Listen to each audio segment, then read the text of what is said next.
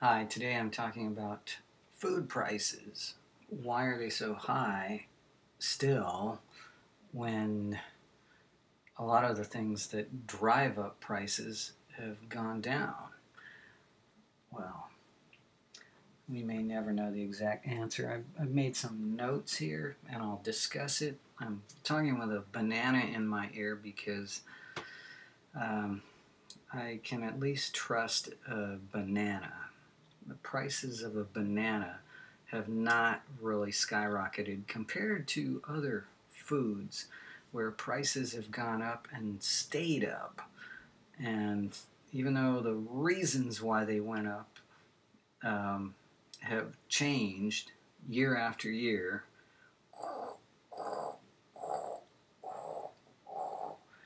they still come up with reasons to charge high prices for food, especially corn. Corn is the biggest export out of the United States. In fact, it feeds 40% of the world as far as the supply.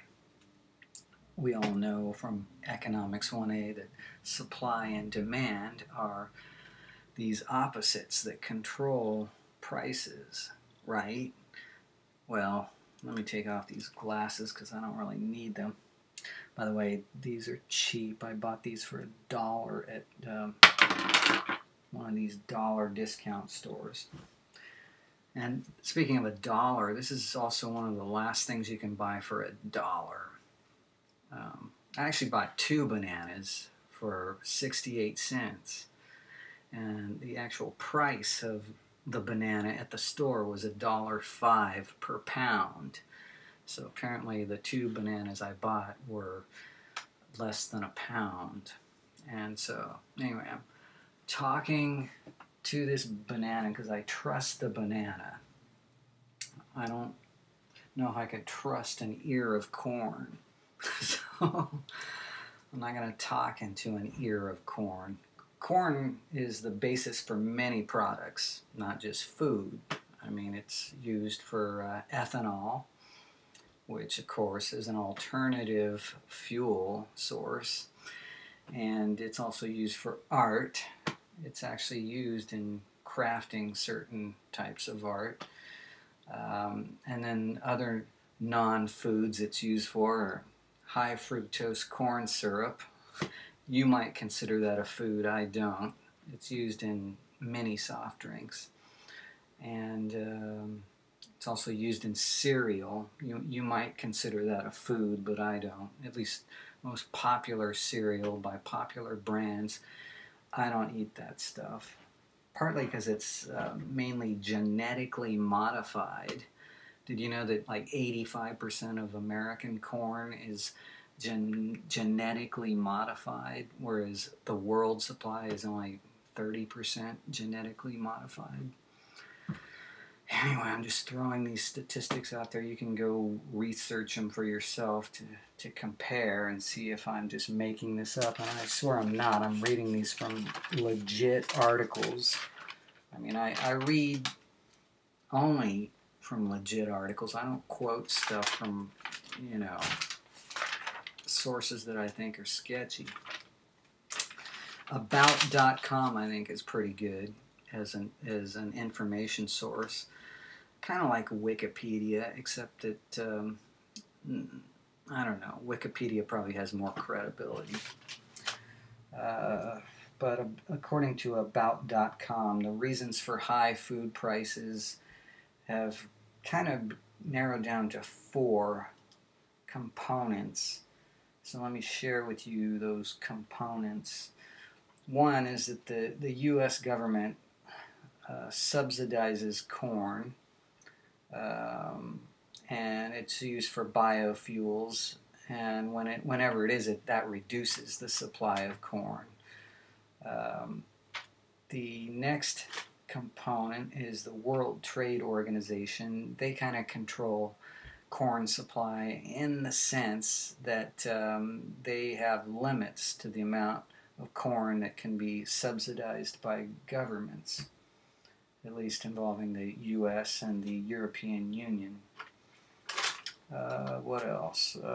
3 is that affluent people are eating more meat. Can you believe that? And guess where cows get their food? It's usually corn. I'm sure you've heard of corn-fed beef. So as cows eat more corn, that uses up the supply of corn. And farmers have actually been selling lots of cows, at least in the past few years, just because of the expense of whatever, the corn that they have to feed the cows, I guess. Yet they grow so much corn, but apparently a drought in 2011 and 2012 has been one of the primary causes for the skyrocketing prices of corn.